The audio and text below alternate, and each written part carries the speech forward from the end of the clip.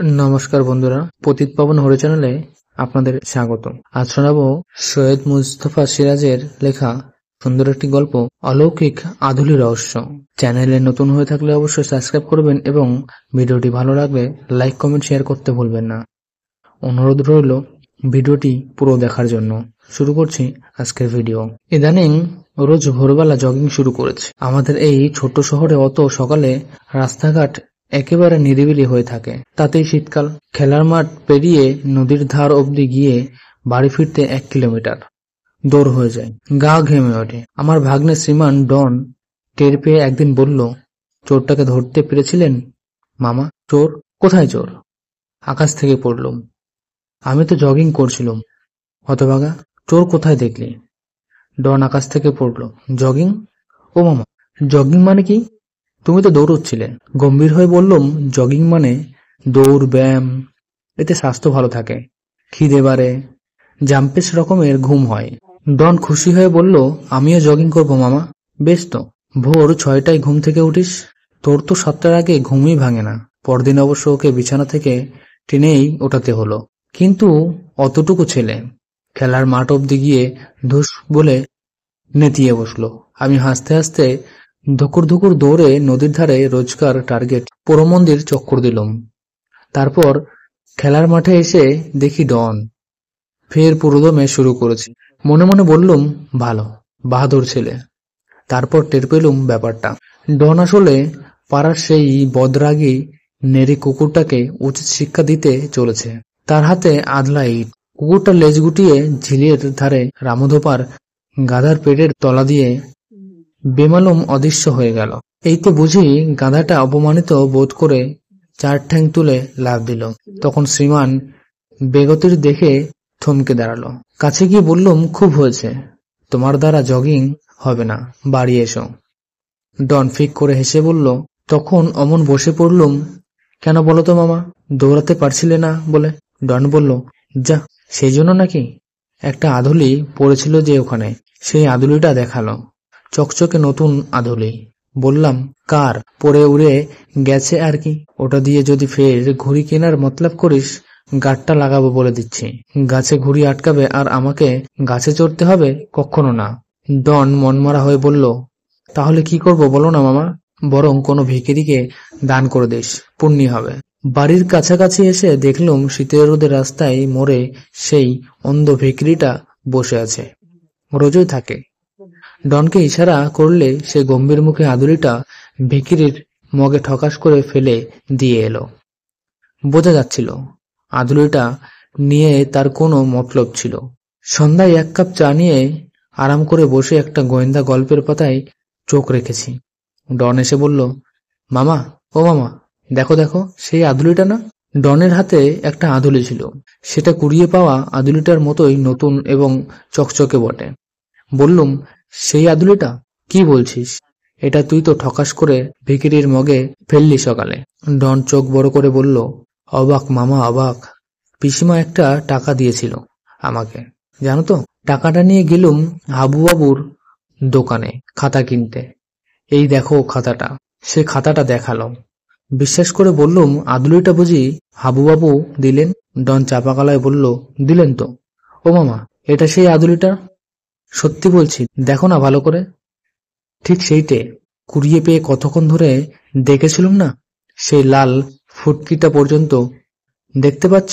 তর্ক করে লাভ নেই, ওর সঙ্গে ঝামেলা বাড়বে। হাত বাড়িয়ে বললুম, ওটা আমায় দে, তার বদলে তোকে 8 আনা দিচ্ছি। ডন 1 পা পিছিয়ে বলল, উহু, এটা দিয়ে আমি ম্যাজিক করব না বুঝি? বেশ, তাই করিস, যা এখন। ডন বলল, তুমি বিশ্বাস করলে না তো? ঠিক আছে, কাল ভোরবেলা জগিং করবার সময় ফের এটা ভিখিরিকে দেব। দেখবে ফের ঘুরে আসবে আমার হাতে। পরদিন ওকে ঘুম থেকে ওঠাতে হলো না, আমাকেই বরং ওই ওঠালো। মামা ভাগ্নে মিলে ঠান্ডা হিমে ভোরবেলায় ধুকুর পুকুর দৌড় শুরু করলাম। আজ ওর খাতিরে একটু আসতে। নদীর ধারে পোড়ো মন্দির ঘুরে খেলার মাঠ পেরিয়ে রাস্তায় পৌঁছে লক্ষ্য করলুম ডনটা একটুও কাবু হয়নি। রহস্যটা কি? মোড়ের অন্ধ ভিখিরিকে দেখে আদুলিটার কথা মনে পড়ল। বললুম, হ্যাঁ রে, আদুলিটা ওকে দিবি বলেছিলি যে? দিচ্ছি বলে ডন ভিখিরির কাছে গেল। ঠকার শব্দ এবং ভিখিরির আশীর্বাদ শুনে বললুম মুদ্রাটি যথাস্থানে গেছে। এদিন ছিল রবিবার। ডন এক দফা পাড়া ঘুরতে বেরিয়েছিল। 11টা নাগাদ তার পায়ের ধুপ ধুপ আওয়াজ শুনলাম। তারপর এক চিকুর মামা মামা ম্যাজিক, মামা ম্যাজিক। তারপর হাঁপাতে হাঁপাতে ঘরে ঢুকে সে বলেছিলাম না, এই এই দেখো। ওর হাতে সেই আধুলিটার মতোই চকচকে নতুন আধুলি দেখে হাসতে হাসতে বললুম, চালাকি? কোত্থেকে নতুন একটা আধুলি এনে বলছো সেইটে?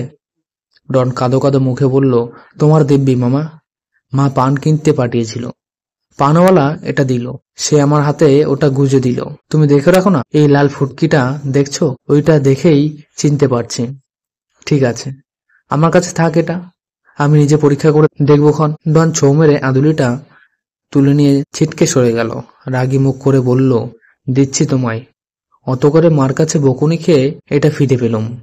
এ দিয়ে ম্যাজিক করব। পরদিন ভোরে জগিং করতে গিয়ে নদীর ধারে পুরো মন্দির চক্কর দিচ্ছি। হঠাৎ খেয়াল হলো শ্রীমান নেই সঙ্গে। ঘুরে দেখি অনেকটা দূরে খেলার মাঠে ছোটটি হয়ে দাঁড়িয়ে আছে। যেতেই উ করে বলল, আদুলিটা হারিয়ে গেছে মামা। রাগ করে বললুম, বেশ হয়েছে হতভাগা ছেলে। আদুলি হাতে নিয়ে কেউ দৌড়াই? ডন আমাকে খামচে ধরে থামালো। তারপর চোখ মুছতে মুছতে বলল, খুঁজে দাও না মামা, আমার ম্যাজিক করা হবে না যে। ঘাসের শিশির চকচক করছে, সূর্যটা সবে বিছানা থেকে উঠে বসে হাই তুলছে। পিটপিটে চাউনি, তার উপর উত্তরে হাওয়ার ঠান্ডা হিম দুষ্টুমি। এমন সময় একটা আধুলি খুঁজে বের করা বড় কষ্টসাধ্য কাজ। ডনের খাতিরে তবু অনেকটা কষ্ট করতে হলো, কিন্তু তার পাত্র পাওয়া গেল না। ডনকে বললুম, ঠিক এখানেই পড়েছে। তার মানে কি, অন্য কোথাও ফেলেছিস তাহলে? ডন জোরের সঙ্গে বলল, এইখানেই। কিন্তু প্রচন্ড খুঁজেও আদুলিটা পাওয়া গেল না। কাজেই আমাদের পায়ের শব্দে রাস্তার মোড়ের অন্ধ ভিখিরি নড়েচড়ে বসলেও তার মগে ঠকাস করে সেই মিঠে শব্দটা বাজল না। বেচারা নিশ্চয়ই খুব মনমরা হয়ে গেল। মনমরা হয়ে রইল শ্রীমানও। শরীর খারাপ বলে স্কুলে গেল না।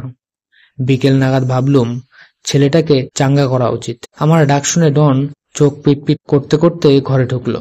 তারপর নিজের বুড়ো আঙুলের দিকে তাকিয়ে বলল, কি? ওকে টেনে আদর করে বললুম, যা হওয়ার হয়ে গেছে, ওই নিয়ে মন খারাপ করে লাভ নেই। চল বাইরে কিছুক্ষণ ঘুরে আসি, মন ভালো হয়ে যাবে। ডন ঘাড় গোজ করে বলল, স্যাব, একটা আধুলি দাও। নতুন আধুলি না হলে নেব না। কিন্তু আধুলি? চিন্তিত হয়ে বললুম, আধুলি যদি না থাকে সিকি হলে চলবে না? ডন ঠোঁটের কোনায় কেমন একটু হাসলো। তোমার টেবিলের ড্রয়ার খুঁজে দেখো না। টেবিলের ড্রয়ারে খুচরো পয়সা রাখি। একথা সত্য, ডনের এ খবর জানা থাকার কথা নয়, এ বাড়ির কারোরই নয়। খুঁজতে গিয়ে পেয়েও গেলুম একটা আধুলি, এবং চকচকে আনকোরা আধুলিটা। ডনের তর সইল না, খপ করে কেড়ে নিল। তারপর উল্টে পাল্টে দেখতে দেখতে আচমকা এক চিল চিকুর ছড়ালো, মামা, ও মামা, ম্যাজিক, মামা ম্যাজিক। অবাক হয়ে বললুম, কি রে? সেই লাল ফুটকিটা। ডন নাচতে নাচতে বলল, আমার আধুলি, আমার আধুলি। দেখো দেখো। হাঁ করে তাকিয়েছিলুম। ওর হাত থেকে আধুলিটা নিয়ে আরও অবাক হলুম। এ কি, সত্যি সেই লাল ফুটকিওয়ালা আধুলিটা যে। কোথায় পেলুম? এটা কার? কিছুতেই মনে পড়ল না। কিন্তু জিনিসটা যে অলৌকিক এতে আর সন্দেহ থাকা উচিত নয়। আর এ তো ঠিক, এই পড়ে পাওয়া অলৌকিক আধুলি যখন ডনকে ভালোবেসে ফেলেছে, তবে ডন এটা মোড়ের অন্ধ ভিখিরিকে দিক কিংবা হারিয়ে ফেলুক, আবার তার কাছে এ হাত সে হাত ঘুরে ফিরে আসবেই। নিজেকে চেনাবার জন্য কপালে একটা লাল ফুটকি তো থাকবেই। সুতরাং ডন দৌড়ে বেরিয়ে গেলে ওর দিকে প্রশংসায় দৃষ্টিতে তাকিয়ে রইলুম। এমন ভাগ্নের মামা হওয়াটা তো কম গর্বের কথা নয়। তো বন্ধুরা, এই ছিল ভিডিওটি। ভালো লাগলে অবশ্যই লাইক করবেন এবং ভিডিওটি কেমন লাগলো জানাতে ভুলবেন না। ধন্যবাদ।